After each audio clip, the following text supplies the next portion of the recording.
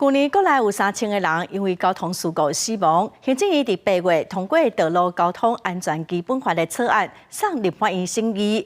立法院今仔开公听会，有民间团体建议讲，对驾驶人就应该要有定期搁再训练的制度，嘛爱互心脏者的团体来参加会议，等等的建议。交通部长搁再是表示讲，会来参考，嘛会进一步来讨论。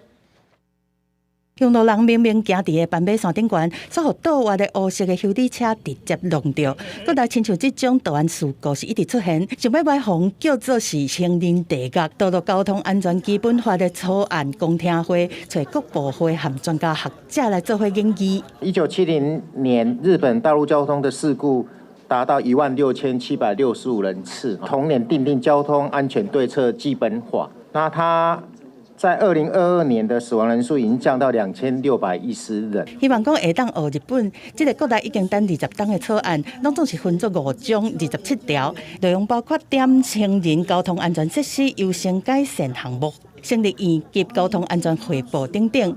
参加会议的立委和专家学者拢认为讲，虽然草案还有真侪无够好的所在，但拢希望讲先有再个求好。先求有再求好，因为如果这个会期如果没有过的话，这部法律不晓得什么时候还会再通过。本草案对于道路无障碍规范没有太多的相关文字，未来建议纳入本草案的条文当中。如果没有一些配套，甚至没有完善的道路交通设计，那对不起，最终只是把我们的这些职业驾驶逼上街头啊！去年国内差不多有3000个人因为交通事故死亡。今年8月举行甲路行和人民的大游行，民众不满抗议，争取一条安全回去厝的路。即马政府是回应社会期待，并伫个立法院本会期会当通过草案。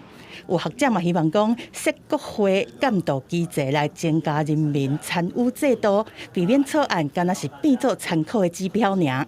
记者综合报道。